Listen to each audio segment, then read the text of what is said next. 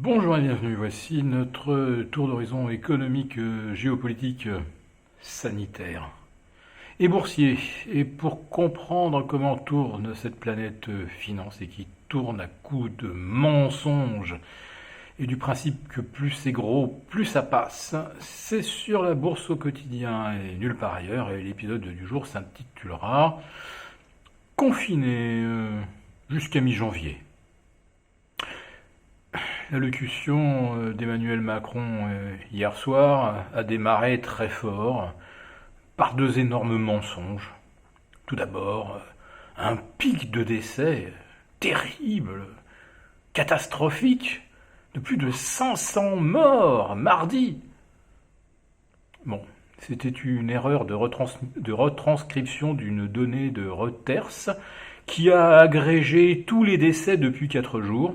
Ce qui fait qu'effectivement, d'un jour sur l'autre, on a vu pratiquement le nombre de morts multiplié par 3. C'était effrayant.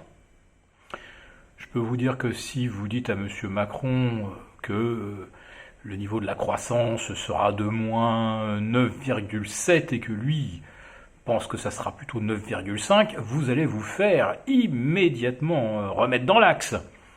Par contre, ça ne le gêne pas du tout de mentionner un chiffre qui doit savoir manifestement faux, puisque je le sais, vous le savez, et on le sait presque tous.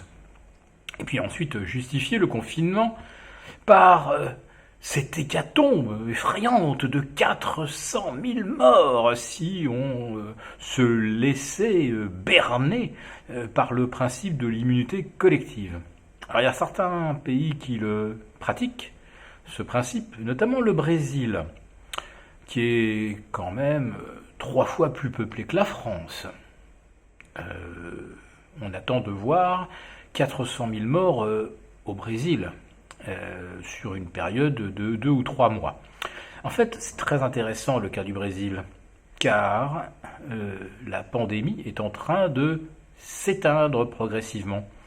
Alors que manifestement, M. Bolsonaro n'a pas voulu jouer du tout la carte de l'isolement et du confinement. Pas plus que les Suédois d'ailleurs, qui font face à une vague terrible d'une dizaine de décès par jour.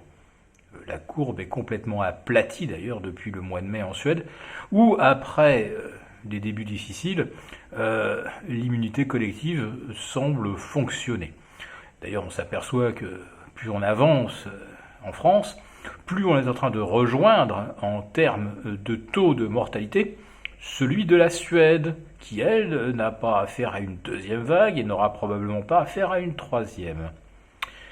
La troisième vague, en France, on l'attend déjà pour Pâques. Jean-François Delfraissy, le conseiller pour les questions de santé de l'Élysée, vient d'annoncer que, a priori, c'était dans les scénarios. Mais surtout, ce qui est très intéressant, c'est que M. Delfraissy a révélé le véritable agenda de M. Macron, qu'il n'a évidemment pas présenté hier soir, à savoir que, comme en mars dernier, on nous confine pour un mois, puis au bout d'un mois, on nous confinera pour un nouveau mois, et puis peut-être que début janvier, les chiffres ne seront encore pas assez satisfaisants, et on nous prolongera peut-être d'encore 15 jours, avec des mesures de couvre-feu levées partiellement, jusqu'à la prochaine pandémie, parce que l'immunité collective ne sera toujours pas réalisée. Alors peut-être que M. Macron, en mettant par terre l'économie française, ainsi que le moral des ménages français, parce qu'ils ne vont pas tarder à comprendre, évidemment, qu'on ne sera pas confiné pour 4 semaines, mais qu'on va l'être également pour les vacances de Noël. Déjà, M. Delfraissy nous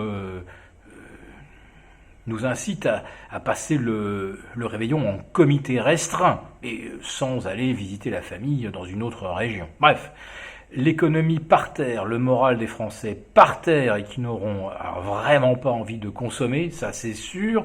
Les vacances de Noël, de toute façon, c'est mort, c'est déjà dans le enterré par le confinement du mois de décembre, qu'on nous annoncera prochainement, rassurez-vous. Donc, en fichant l'économie française par terre, eh bien, il va falloir que la BCE imprime beaucoup d'argent, beaucoup, pour nous éviter un chômage et une explosion de la misère. Or, Madame de Lagarde, qui prenait la parole aujourd'hui, n'a pas annoncé de mesures spectaculaires. Alors, oui, les outils de la BCE, le calibrage va être revu au mois de décembre, ce qui était déjà prévu, et on peut comprendre d'ailleurs que la BCE attendra de voir jusqu'à quelle profondeur s'enfoncera la croissance française. Est-ce qu'on sera à moins 12 ou moins 13% au 31 décembre si effectivement on est bien confiné jusqu'à début janvier. Donc c'est une façon peut-être de forcer la main à Christine Lagarde pour qu'elle perde totalement de vue critères de Maastricht, ratio dette sur endettement. Il faut imprimer pour sauver la France, l'Espagne, l'Italie. Oui, car nous ne sommes pas aujourd'hui les seuls en jeu. Donc, le CAC 40 qui a enfoncé les 4008 n'a certainement pas terminé de corriger, devrait s'enfoncer jusque vers 4400, voire 4335 en tout cas. Ne bougez pas avant, si vous avez l'intention de faire des achats. Là aussi, soyez prudents, faites preuve de patience. Attendez qu'on nous parle de déconfinement plutôt que de prolongation du confinement. Si cette vidéo vous a plu, n'hésitez pas à nous mettre un pouce et on vous retrouve demain vendredi pour un nouveau live avec nos abonnés et une synthèse hebdo.